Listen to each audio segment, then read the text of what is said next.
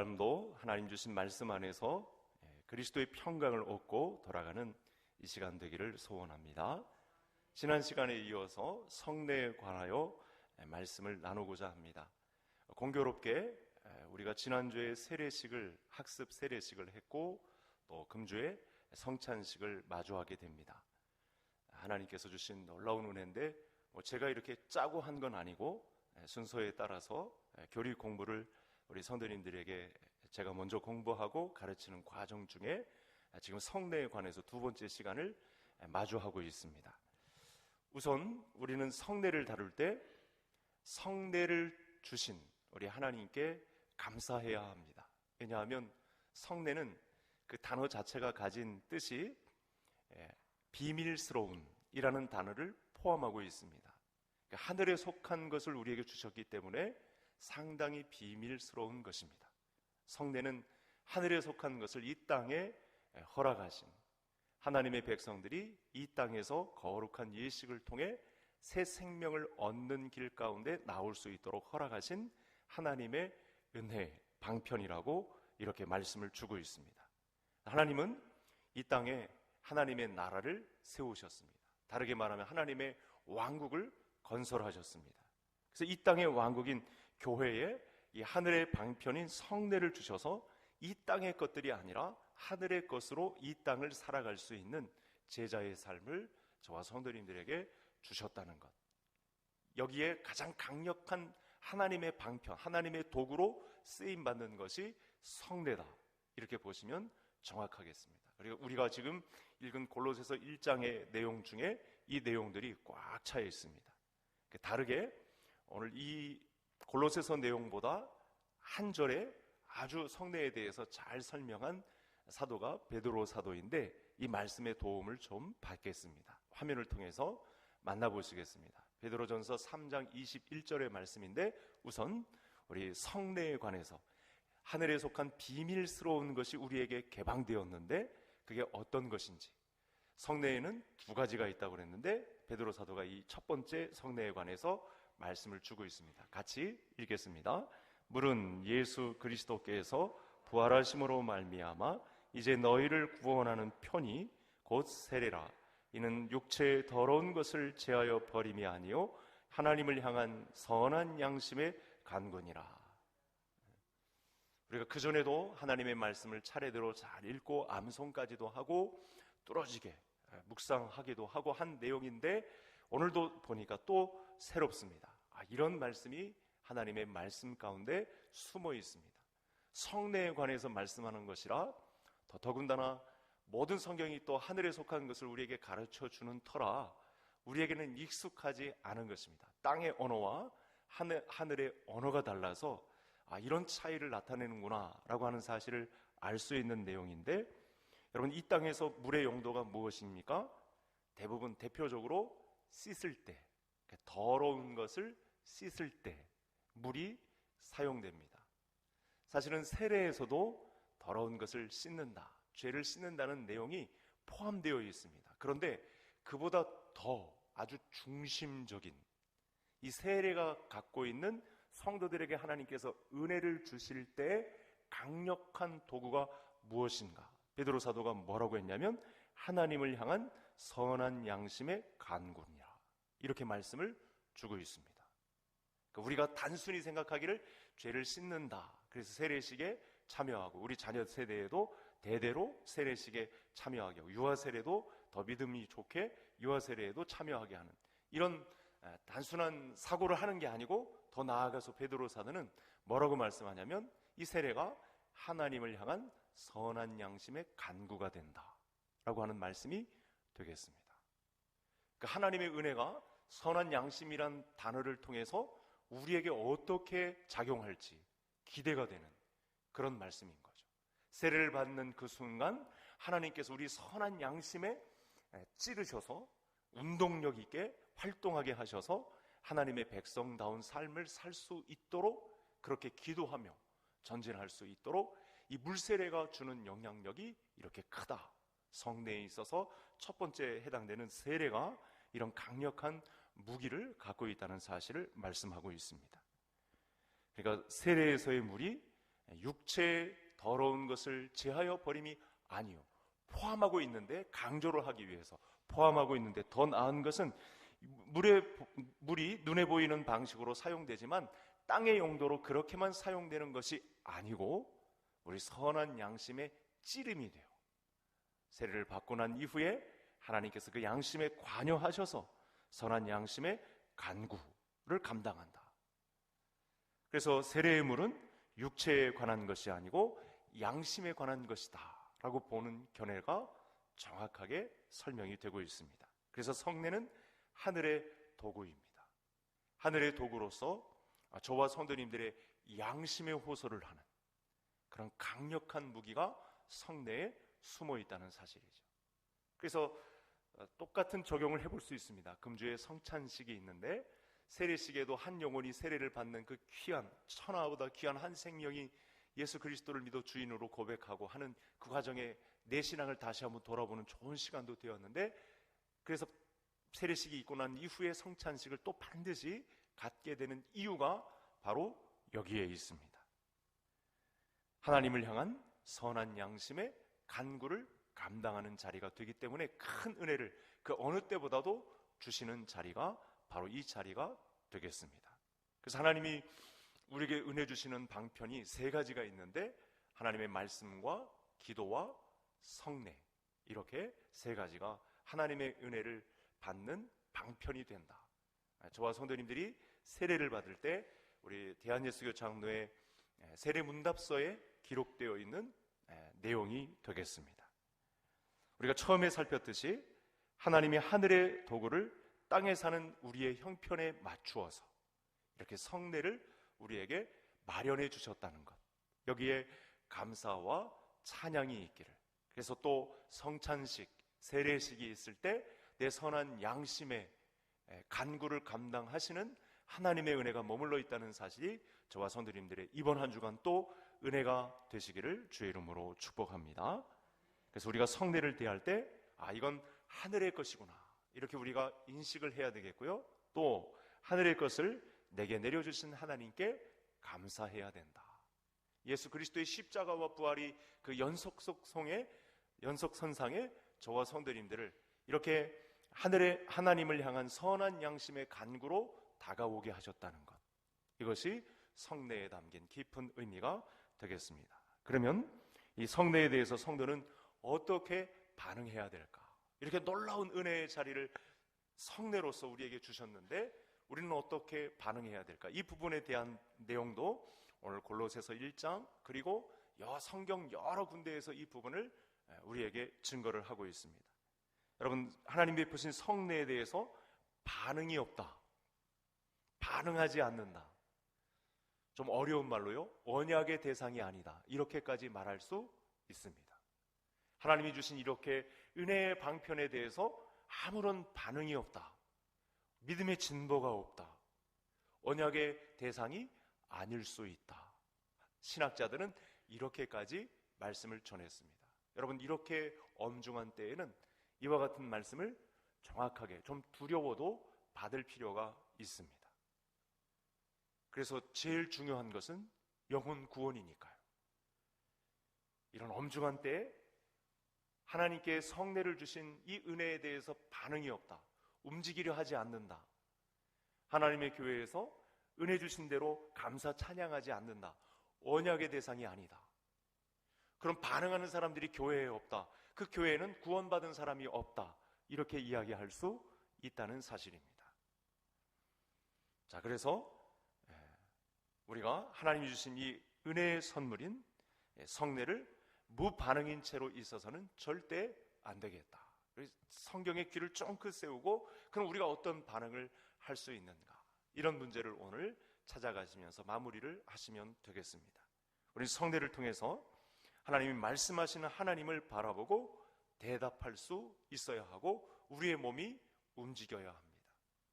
언약의 대상이 아닐 수 있다는 말씀에 우리가 두렵고 떨림으로 다가가야 합니다. 나는 지금까지 수없이 성례에 참여했는데, 세례와 성찬에 참여했는데 나는 어떻게 반응하며 그것이 삶이 되도록 움직여 왔는가 점검을 해보자는 것이죠. 그래서 성례가 가진 하늘의 신비는 우리가 무엇을 품고 있길래 이렇게 우리가 반응을 해야 될 것인가 조금 더 살펴보아야 하겠습니다. 여러분, 성례는 잠시 전에도 말씀을 드렸습니다만 반응을 요구합니다. 이게 언약의 쌍방성이라고 합니다.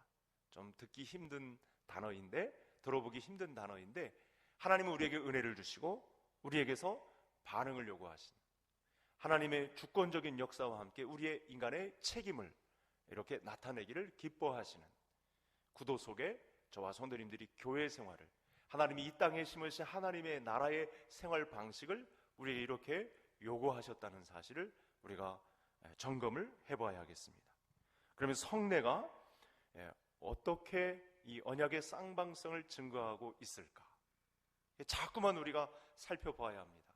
왜냐하면 그 성례에 관련된 하나님의 은혜를 우리가 잘 살펴보지 못하면 어떤 반응을 보일지조차 그냥 무의미하게, 밋밋하게 그렇게 앉아있다 갈 수 있는 가능성이 높기 때문에 우리가 하나님의 말씀의 가르침을 잘 받고 우리가 성례에 참여하게 되면 최소한 이 말씀을 떠올리고 어떤 반응을 내가 보여야 할까, 그런 성경적 중심에 서 있어야 하겠습니다. 여러분, 예수님의 십자가는 우리에게 새 생명을 주는 일만 한 것이 아니고 사실은 우리가 또 그 십자가에 달려 있을 것을 요구하죠. 아멘이십니까? 예수님께서 십자가에 달리셨으면 우리의 자아도 죽을 것을 요구합니다. 그러니까 성례는 지난 시간 우리가 말씀 속에서 살펴보았던 그 구도와, 은혜 받는 구도와 똑같은 선상에 놓여 있습니다. 다른 것이 절대 아닙니다. 그래서 이 성례에 있어서 언약의 쌍방성을 어떻게 말씀하느냐, 말씀이 증거하는 내용을 저와 성도님들이 들어야 될 텐데, 자, 갈라디아서 2장 20절, 우리가 자주 보는 내용이죠. 이 말씀에도 또 들어가 있습니다. 우선 우리 외우는 말씀인데 한번 같이 읽겠습니다. 내가 그리스도와 함께 십자가에 못 박혔나, 그런즉 이제는 내가 사는 것이 아니라 오직 내 안에 그리스도께서 사시는 것이라. 이제 내가 육체 가운데 사는 것은 나를 사랑하사 나를 위하여 자기 자신을 버리신 하나님의 아들을 믿는 믿음 안에서 사는 것이라. 수차례 제가 말씀을 드렸죠. 여러분, 내가 죽을 수 없는 그 십자가에 예수님께서 끌어다가 나를 거기서 못 박아 죽이심으로 나는 산자가 되었습니다. 그리스도 안에서 산자가 되었는데, 산자는 어떻게 살아야 되냐면 나를 십자가에 못 박은 그 믿음대로 사는 삶이 되어야 합니다. 믿음으로 사는 삶, 사실은 이것이 우리의 반응이 되어야 합니다. 언약의 쌍방성에서 우리에게 은혜 주신 하나님 앞에 십자가의 삶을 믿음으로 살아내는 것, 그것이 언약의 쌍방성을 가장 크게 주장하는 성례에서 저와 성도님들이 나타내야 한다는 사실이죠. 하나님이 은혜를 우리에게, 아들 예수 그리스도를 십자가에 못 박는 엄청난 비밀을 우리에게 쏟아주셨다면 우리는 당연히 이 십자가의 삶으로 믿음 안에서 사는 삶으로 반응을 해야 한다라는 말씀을 사도 바울이 주고 있는 것입니다. 또 같은 맥락의 내용을 로마서 6장, 제가 이 설교는 한 3번 정도 했었습니다. 또 조금씩 다르게 했는데, 성례에서 가장 강력한 주장을, 이 언약의 쌍방성을 주장하고 있는 내용, 우리에게 믿음의 반응을 보이라 라고 하시는 하나님의 음성을 들을 수 있는 대표적인 구절입니다. 6장 3절 4절 다 같이 읽습니다. 무릇 그리스도 예수와 합하여 세례를 받은 우리는 그의 죽으심과 합하여 세례를 받은 줄을 알지 못하느냐. 그러므로 우리가 그의 죽으심과 합하여 세례를 받음으로 그와 함께 장사되었나니 이는 아버지의 영광으로 말미암아 그리스도를 죽은 자 가운데서 살리심과 같이 우리로 또한 새 생명 가운데서 행하게 하려 함이라. 이제 계속 교회에서 정상대로라면 세례식이 계속 거행되고 성찬식도 거행될 텐데, 특별히 세례가 거행될 때에는 누구네 가정의 아들이 세례를 받는구나, 이렇게 단순히 보는 게 아니고, 그렇게 보면 실패입니다. 그 세례를 받는 현장에 내가 있다고 보시면 정확한 줄 믿으시기를 바랍니다. 거기서 내가 지금 세례를 받고 함께 장사되었나니, 그래서 그리스도를 죽은 자 가운데서 살리심과 같이 또한 새 생명 가운데 행하게 하려 하시는, 믿음의 반응을 우리에게서 보이시기를 원하시는 이 언약의 쌍방성을 가지고 믿음의 반응을 믿음대로 살아내려고 하는 그 한 사람을 찾으시는 하나님 앞에 우리가 믿음으로 서 있어야 한다라는 말씀을 주고 있습니다. 갈라디아서 3장에 그 출애굽 과정에서 나타났던 놋뱀 사건을 이야기하고 있는 장면이 나타납니다. 그러고 보면 우리에게 은혜의 방편을 주신 이 성례와 관련해서 말씀 주시 않으신 곳이 단 한 군데도 없다, 이렇게 보시면 정확하겠습니다. 그때 여러분, 불뱀에 물려서 죽을 인생에서 이 은혜로 놋뱀을 주시는 하나님의 은혜가 쏟아지죠. 그러면 백성들 입장에서 어떤 반응을 보여야 됩니까? 땅을 보는 게 아니고 그 놋뱀을 쳐다보면 됩니다. 쳐다보는 반응이 있어야 합니다. 바로 이것입니다. 이것이 믿음으로 사는 방식입니다. 예수 그리스도께서 우리를 위하여 십자가에 달려 죽으셨다면 우리도 그 죽는 방식을 믿음으로 나타내야 되는데 그분만을 바라보는 자세로 돌아서야 합니다. 근데 이 돌아서기가 놋뱀인 그리스도를 쳐다보기가 너무 힘들죠. 왜냐하면 틈을 주지 않고 땅만 보라고 하니까요. 땅에 보화가 있다고, 땅에 소망이 있다고, 하늘을 쳐다볼 겨를 허락하지 않고 있습니다.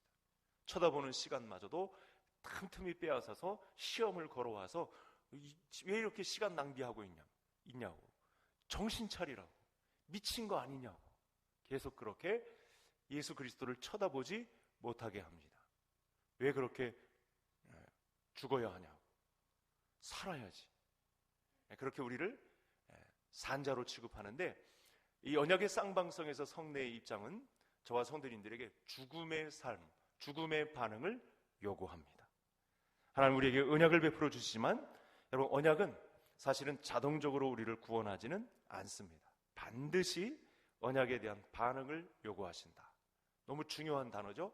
저를 따라하겠습니다. 반드시 언약에 대한 반응.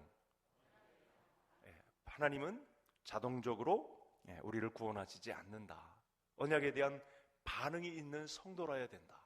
이것이 성례에서 살펴볼 수 있는 그 언약의 쌍방성에서 하나님의 주권과 인간의 책임을 어떻게 가질 것이냐, 이 문제를 해결해내는 아주 중요한 관점이 되겠습니다. 반응을 보이지 않으면 하나님은 싫어하십니다. 저는 지금 싫어한다는 표현을 했지만 조금 있다가 더 심각성을 느껴야 하실 것입니다. 반응을 보이는 것이 믿음입니다. 근데 이 반응조차 보이지 못하게 하는 영적 싸움에 사실은 저와 성도님들이 놓여 있는 거죠. 제가 그런 몇 번의 경험을 했는데, 여러분 그 제자 훈련 과정에서도 나옵니다만 아버님을 구원시키고 싶어서 그 경로대로 기도하고 영접 기도도 하는 중에 예수라는 이름만 한번 불러주세요 해도 반응을 보이지 않는 아버님을 놓고 그렇게 흐느껴 우는 딸의 모습이 있죠. 반응이 중요합니다. 하나님은 우리에게 엄청난 은혜를 쏟아주셨는데 믿음조차 하지 않는다. 언약의 백성이 아닐 가능성이 높고, 그 다음 문제는 심판과 가깝습니다. 조금 무서운 말씀을 드리면 저주와 가깝습니다. 그래서 우리가 두렵고 떨림으로 구원을 이루라 라고 하시는 말씀이 바로 이 내용을 이야기하고 있는 것입니다. 성례가 믿음이 있는 사람에게는 은혜가 될 것이고요, 믿음이 없는 사람에게는 형벌이 됩니다. 우리에게는 예수님의 오심이 복이지만 믿지 않는 자들에게는 재앙의 날이 다가온 것입니다. 어처구니 없는 현실이 펼쳐지는 거죠. 그 기간 동안 이 성례를 우리에게 베풀어 은혜의 방편으로 주시며 우리에게 자꾸만 반응을 보일 것을, 몸짓을 할 것을. 사도 바울은 또 히브리서 저자는, 무명의 저자는 예수님을 바라볼 것을 그토록 반응하도록 요구합니다. 그렇게 힘든 반응이 아닐 것 같지만 사실은 예수님 쳐다보기가 너무도 힘든 세상이 되었습니다. 예수님만 바라보고 전진하기가 너무도 힘든 세상이 되었습니다. 이것저것 주위를 살피며 한눈 팔 거리가 얼마나 많은지 모릅니다. 그런데 우리가 오늘 돌아서야 할 것은 하나님이 우리에게 은혜를 주신 이 성례의 자리가 너무 고결하고 너무 큰 은혜가 있어서 세상을 이제 끊고 땅 위의 것을 정리하면서 이제 예수님만 바라보는 연습을 철저히 감당하는 성도가 되어야 되겠다. 이 말씀에 반드시 반응하시는 우리 성도님들 되실 수 있기를 바랍니다. 여러분, 노아의 홍수의 물이 이런 부분을 우리에게 또 증거하고 있죠. 그래서 홍수의 물이 불신자들을 멸망시켰기 때문에 노아의 가족들에게도 심판을 보여줍니다. 여러분, 방주에서 단순히 구원받았다는 즐거움도 있지만 사실은 밖에서 아우성치며 그 수많은 사람들이 핀잔을 보내며 자기들도 이해하지 못했던 가운데 진행해왔던 노아 방주 사건을 통해서 물 밖에 있었던, 방주 밖에 있었던 이 백성들을 보며 하나님의 심판이 무섭다는 사실을 노아의 식구들도 경험을 했다는 것입니다. 그들은 그래도 심판은 받지 않을 것입니다. 왜냐하면 반응을 했기 때문에. 성례를 주신 하나님 앞, 이 물세례를 통해, 방주에 있었던 사건도 물세례로 영적으로 그렇게 해석을 하잖아요. 그래서 그 과정에서 구원받았다는 단순한 기쁨에 젖어 있는 것이 아니고 그들이 더 무서운 하나님의 심판과 저주에 처할 것을 알기 때문에 하나님 입장에서 우리에게 주신, 내가 성례를 너희에게 베풀었으니 너희는 반드시 믿음의 반응을 보여주어라, 이렇게 요구하고 있다는 사실입니다. 그래서 죽음의 도구인 홍수를 통해서 우리가 생명에 들어가는 기쁨을 얻게 되는 이런 영적 긴장선상이 있다는 것.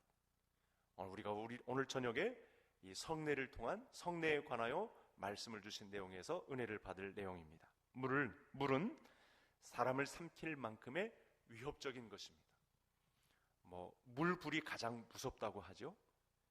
이와 같이 바울은 이스라엘이 건넌 홍해를 구름과 바다 속에서 세례를 받았다, 또 이렇게 해석합니다. 방주 안에 있었던 그 사건조차 세례로 보고, 또 구름과 바다 속에서 행했던 것도 세례를 받은 성례, 영적 그림으로, 큰 그림으로 볼 때 성례에 속해 있었던 과정이다, 이렇게 봅니다. 다음은 성경을 한번 보시겠습니다. 고린도 전서에서 성례와 관련해서 이 말씀을 주고 있는데요, 우리 2, 3, 4들 다 같이 읽겠습니다. 모세에게 속하여 다 구름과 바다에서 세례를 받고 다 같은 신령한 음식을 먹으며 다 같은 신령한 음료를 마셨으니 이는 그들을 따르는 신령한 반석으로부터 마셨음에 그 반석은 곧 그리스도시라. 홍해를 건넜을 때 홍해를 통하여 구원을 얻었지만 사실은 어떻습니까? 바로의 군대는 다 빠져 죽었죠. 감사하게도 이스라엘 백성들 중에 낙오된 자가 없었고 밖에서는 애굽 군대가 아우성입니다. 이런 긴장감이 있습니다. 노아의 가족들이 홍수를 통과했을 때 이 홍수를 통해서 구원을 받았지만 나머지 사람들은 물에 빠져 다 죽었습니다. 그래서 물이 보여주는 것, 새 생명인 동시에 살아있는 하나님의 심판이 있다. 사랑의 하나님이신 동시에 공의의 하나님이 눈은 부릅뜨고 서 계신다라고 하는 사실입니다. 그래서 우리는 무릉도원, 화려한 잔치, 에버랜드, 이런 놀이동산 같은 데서 구원 얻지 않습니다. 저와 성도님들의 길 가운데는, 반응을 보여야 할 길 가운데는 십자가의 길이 있습니다. 고난의 길이 있습니다. 애매히 고난을 받는 부분이 있습니다. 저 사람이 나한테 저런 마음을 품었구나. 내가 믿었던 사람인데 저런 꿍꿍이를 앓고 있었구나. 그래도 믿음으로 반응을 할 것을 요구합니다. 내가 그렇게 믿어주었건만, 그렇게 따뜻하게 대해주었건만, 나를 엄한 사람으로 보았구나. 이런 과정들이 믿음의 반응을 보이며 성례를 주신 은혜 가운데 십자가의 길을 걸으는 저와 성도님들에게 죽는 그 순간까지, 하나님 앞에 이르는 그 순간까지 우리 믿음의 선진들이 그와 같은 길을 걸었던 것처럼 죽음의 길이, 시체들이 널브러져 있는 그 심판의 자리를 지나면서 저와 성도님들이 마침내 다다를 하나님의 나라가 있다는 사실을 알아야 한다는 것입니다. 우리는 죽음의 강을 통과하며 구원을 받습니다. 이것이 성례가 말하는 언약의 쌍방성에서 주는 영적인 긴장감입니다.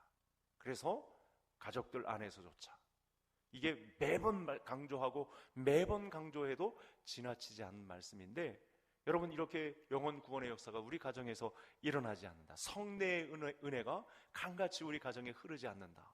성례의 명맥이 우리 가정에서 끊어진다. 그보다 심각성이 어디에 있겠습니까? 결국 예수님의 피가 우리를 적심으로 구원을 받죠. 여러분, 예수님의 피는, 우리의 구원을 이룬 예수님의 피는 저와 성도님들의 남은 삶에 적용됩니다. 고난의 삶 가운데 적용됩니다. 언약의 쌍방성을 요구하시는 하나님의 믿음의 반응 안에 들어가 있습니다. 그래서 우리의 삶은 정말 하늘의 질서와 그 품격과 내용을 가지고 접근하는 문제라서 가볍지 않습니다. 자, 그러면 구원받은 사람들이 항상 명심해야 될 것이 무엇입니까? 우리가 안락하게 구원받는 것이 아님을 안다면, 우리가 풍요롭게만 모든 일이 다 술술 풀리는 것으로만 구원을 얻는 문제가 아닌 것을 안다면, 믿음의 반응을 요구하시는 하나님의 이 십자가의 고난을 짊어진 삶을 우리가 안다면 항상 진노하시는 하나님을 우리가 바라보아야 한다. 내가 선줄로 생각했을 때 넘어질 것을 우리가 또 생각해야 되는 그런 문제가 있듯이, 이 부분과 관련해서 제가 지금 중간중간에 강조한 내용인데 성경을 살펴보시겠습니다. 이와 같은 맥락에서 이 구절이 나온 것입니다. 같이 읽겠습니다. 그러므로 나의 사랑하는 자들아, 너희가 나 있을 때뿐 아니라 더욱 지금 나 없을 때에도 항상 복종하여 두렵고 떨림으로 너희 구원을 이루라. 여러분, 코로나가 지나가면서 조금 숨돌림 틈이 생기면서 혹시 신앙의 게으름이 또 자리 잡지 않을까? 우리는 오늘 말씀을 통해서 도전을 받아야 할 줄로 믿습니다. 긴장의 끈을 늦출 수가 없습니다. 호시탐탐 저와 성도님들의 가정과 자녀들의 영혼을 노리고 이런 성례와 전혀 상관없는, 하나님이 우리에게 세례와 성찬을 주신 것에 대해서 한 영혼이 절차를 밟아서 하나님 나라의 질서대로 구원 얻는 이 고난의 길에 전혀 상관없는 그런 사람들로 살아가도록, 그냥 좋은 게 좋다고 대충 이렇게 넘어가는 식으로, 교회 출석만 잘하면, 열심히만 하면 복을 얻는다, 이런 이 성경에 있지도 않은 이런 문제를 가지고 저와 성도님들이 홀딱 넘어가서는 절대 안 된다는 말씀입니다. 우리가 하나님이 주신 은혜의 반응은 미적지근한 것이 되어서는 안 된다. 요한계시록 내용을 통해서 우리가 도전받죠. 미지근해서는 절대 안 된다. 왜냐하면 시퍼렇게 살아계셔서 이 시체를 넘으면서 이 성례에 관한 은혜의 방편에 언약의 쌍방성을 통해 믿음의 반응을 요구하시는 하나님 때문에 그렇습니다. 여러분, 이 선을 넘지 않으면 심판과 저주의 길에 들어갑니다. 그러나 언약의 쌍방성을 반드시 믿음의 반응을 요구하시는 하나님 앞에 십자가의 길을 걷게 되면, 믿음으로의 삶을 살게 되면 심판은 피해가는 영광도 있다는 사실을 요한복음 3장에서 우리에게 말씀을 해주고 있습니다. 하나님 우리를 어디서 건지셨는지 생각할 때 우리의 반응은 어떨까요? 절대 미적지근할 수가 없는 것이죠. 대충 할 수가 없는 것이죠. 항상 긴장감 갖고 우리 믿음을 어떻게 세울 것인가, 주님의 교회를 어떻게 하면 건강하게 세울 것인가, 이때쯤 권태기가 아닐까, 이때쯤 우리가 선줄로 생각하는 때는 아닌가, 항상 긴장감을 가지고 반응을 요구하시는 하나님 앞에 믿음으로서는 우리 모든 성도님들 되실 수 있기를 바랍니다. 자, 그래서 우리가 성례 중 세례를 바라볼 때 엄청난 은혜였구나, 피 흘림이 있었으니까 하나님의 엄청난 은혜가 있었구나. 또한 이 세례를 땅의 것을 잘라버리라는, 이제는 땅의 방식으로 살지 말고 하나님 나라의 방식으로 잘라내면서, 아직 못 잘라낸 것이 있다는 것을 인정하면서, 그래도 한 걸음 한 걸음 얼마나 힘들겠습니까? 익숙했던 건데 하나씩 하나씩 잘라버리려고 하니 손해보는 것 같고 정말 미칠 지경이죠. 그래도 이 땅의 것을 하나씩 잘라버리는 믿음의 반응을 우리 하나님께서 우리에게 요구하고 계십니다. 성찬을 할 때도 마찬가지입니다. 성찬은 하늘에 속한 것으로 우리에게 엄청난 은혜입니다. 이제 앞두고 있죠.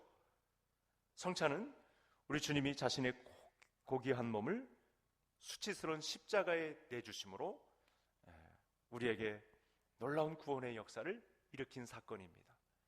그 사건에 대해서 감사와 찬양과 영광으로 반응하며 우리 성찬상에 나올 수 있는 우리 성도님들 되셔야 하겠습니다. 우리가 세례나 성찬을 받을 때 수동적으로 그 자리에 있음으로 그냥 은혜에 들어가는 게 아니고, 오늘 이 말씀을 계속 강조했습니다. 능동적으로 믿음으로 나아갈 때 성례의 은혜에 참여하는 것이다. 세례식에도 한 영혼이 서 있지만 그곳에 내가 서 있는 것이고, 하나님의 은혜, 십자가에 달려 죽으라는 그 메시지를 통해서 내가 세례에 참여하는 것이다. 성찬에 참여하는 것이다. 그리스도의 피에 동참하는 것이다. 이 은혜가 더 크다라고 하는 사실을 말씀하고 있습니다. 이 지점에서 이제 마지막으로 해야 할 말씀이 있습니다. 27살에 이 모든 성례와 그리고 교리에 관해서 아주 정리를 잘 해놓은 기독교 강요의 저술자 칼빈이 이 성례와 관련해서 어떤 말을 했는지 한번 장문의 글을 제가 가지고 왔습니다. 화면을 통해서 만나보겠습니다. 한번 읽으면서도 은혜가 될 수 있기를 바라는데요, 함께 합독하겠습니다. 성례가 그 임무를 올바르게 수행하려면 반드시 내적 교사인 성령께서 오셔야 한다. 성령의 힘이 아니면 마음속에 침투하고 감정을 움직이며 우리의 영혼을 열어서 성례가 들어오게 할 수 없다. 성령의 역사가 없으면 내용이 없고 빈약한 것이 되지만, 성령이 그 속에서 역사하며 힘을 나타내실 때에는 위대한 효력을 발휘한다. 그럼 남은 시간 성찬식을 앞두고 기도하는 자리에 서 있어야 됩니다. 성령의 은혜를 갈급해하는 시간이 되어야 합니다. 그래서 일거수일투족, 이 남은 시간을 금쪽같이 여기면서 하나님, 성령의 은혜를 갈급해야 합니다. 목마른 사슴이 되어서 곰핍한 그런 마음의 자세를 가지고 하나님 앞에 목마른 사슴이 시냇물을 갈아여 찾듯이 우리가 성령의 은혜를 찾는 자리에 있어야 완성이 된다라고 칼빈 선생님께서 우리에게 이렇게 말씀을 주신 것입니다. 그래서 성례는 그 자체로 대단한 은혜입니다. 여러분, 성례 방편이 두 가지인데 사실은 하나죠. 여기는 하나님이신데 그 높고 높은 보좌에서 사람의 몸을 입고 값을 치르셨습니다. 간접적으로, 직접적으로는 이야기 안 하고 간접적으로 예수님의 몸값을 이야기하는데 1만 달란트. 여러분, 지금 금 1kg는 금 거래소에서, 제가 구역 인도자들과 2주 전에 8,600만 원이라고 했는데 지금 1억을 호가하고 있습니다. 1만 달란트는 그야말로 셀 수 없는 예수 그리스도의 피값이 대신 치러진 형언할 수 없는 은혜가 있고, 이 은혜가 성례에 있다고 지금 말씀을 주고 있는 것입니다. 그래서 반드시 믿음을 통해서 성례에 대한 유익을 저와 성도님들이 받을 수 있습니다. 반드시 믿음을 통해서만 성례가 주는 유익 가운데 저와 성도님들이 설 수 있습니다. 하늘에 속한 비밀스러운 것이기 때문에 인간 생각에서는 이거 안 될 것 같은데, 이거 이러다가는 큰일 나겠는데, 뭐 이렇게 술렁술렁거리는 분위기가 있어도 사실은 저와 성도님들이 참여하는 연중의 성례식만 잘 기다리고 성경의 질서대로 순응만 하면 하나님이 주시는 크고 놀라운 비밀이 우리 개성교회에 밀려들 줄 믿을 수 있는 성도님들 되실 수 있기를 바랍니다. 여러분, 이렇게 성경에서 가르치는 내용을 우리가 담고 있지 못하면 이 세상의 삶이 얼마나 고달프겠습니까? 여러분, 교회 안에 있어도 세상에 있는 문제들이 얼마나 우리를 많이 괴롭힙니까? 얼마나 많은 오해와 뒷말들이 난무합니까? 그럼에도 불구하고 하나님이 우리에게 주신 이 성례를 통해서, 믿음을 통해서 반응하는 이 믿음을 통해서 하나님은 우리에게 유익을 준다라고 말씀을 주신 것입니다. 그런데 마지막으로 정리할 내용이 하나 있습니다. 여러분, 우리의 반응이 사실은 우리의 구원을 좌지우지하는 건 아니죠. 그건 아시죠? 우리가 반응을 열심으로 감당한다고 해서 우리의 구원이 좌지우지 되느냐? 그건 아닙니다. 하지만 신자의 믿음의 반응은 중요합니다. 왜냐하면 그 사람의 생명과 그 사람의 상태와 구원의 상태와 직결되어 있기 때문에 그렇습니다. 우리는 하늘의 신비한 것을 성례로 받았습니다. 그렇다면 우리의 반응 또한 진지한 하늘의 것을 향한 반응이 되어야 합니다. 최소한 물과 피를 다 쏟아 우리 영혼을 사신, 그리고 그 현장, 자기 자신의 그 현장뿐만 아니라 우리는 상상조차 할 수 없었던 십자가의 현장에 나를 끌어다 앉히셔서 거기서 구원을 삼으신 하나님의 은혜가 있다는 사실을 안다면 우리의 반응은 심상치 않게 흘러갈 것입니다. 구약의 이스라엘 백성들은 친히 이 영적인 생명의 양식을 공급받고도 그 양식 앞에서 탐욕을 부렸습니다. 여러분, 오늘날도 우리가 좀 주목해야 될 곳이 하나가 있어요. 성경을 보면서 마무리를 좀 할 텐데요, 우리가 이렇게 성례의 귀한 은혜의 현장을 방편으로 받았음에도 불구하고 넘어질 수 있는 위험한 자리가 공개됐거든요. 같이 읽겠습니다. 고기가 아직 이 사이에 있어 씹히기 전에 여호와께서 백성에게 대하여 진노하사 심히 큰 재앙으로 치셨으므로 그곳 이름을 기브롯 핫다와라 불렀으니 욕심을 낸 백성을 거기 장사함이었더라. 여러분, 이거 공부했죠? 기브롯 핫다와, 탐욕의 무덤. 탐욕의 무덤이란 별명을 갖고 있습니다. 하나님의 은혜를 이렇게 크게 받고도, 이렇게 광야 생활을 마무리하는 과정에 있으면서도 무엇 때문에 넘어졌다고요? 탐식, 먹는 거. 여러분, 교회 안에서요, 먹는 거 하나로 상처 엄청 받습니다. 여러분, 주방 조심해야 됩니다. 큰일 납니다. 사람의 탐심이요, 얼마나 큰지 유혹을 굉장히 크게 받는 그런 문제로 등장합니다. 하루아침에 그동안 받아왔던 모든 은혜가 먹는 탐식의 문제, 탐욕의 무덤, 기브롯 핫다와, 여기서 그야말로 시체들이 난무하는, 하나님이 거기서 무수한 시체를 넘어뜨리는 그런 일이 벌어졌습니다. 그래서 믿음의 반응은 심판과 저주가 반드시 있다는 사실을 알고 우리가 한 발자국 믿음을 전진하는 것이 굉장히 중요합니다. 우리는 어떻습니까? 성례를 진실로 하늘의 것을 대하는 자세로 세례와 성찬에 참여하시는지요?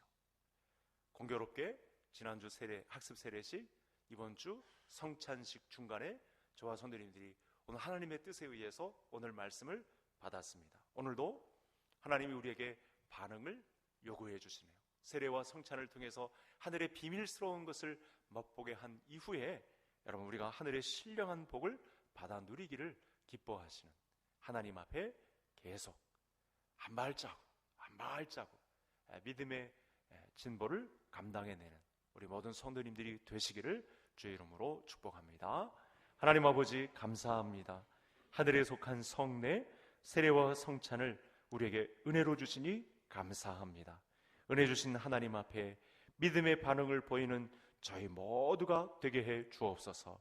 하늘의 비밀을 간직하고 십자가의 길을 묵묵히 걸어가는 믿음의 용사들이 여러 곳에 진치고 자리할 수 있도록 우리 교회에 큰 은혜를 더하여 주옵소서. 우리의 반응도 역시 진지한 하늘의 것을 향한 반응으로 나타날 수 있도록 우리 모두에게 성경적 교회를 이루어가는 질서가 자리 잡도록 우리 교회를 축복하옵소서. 예수님의 이름으로 기도하옵나이다. 아멘.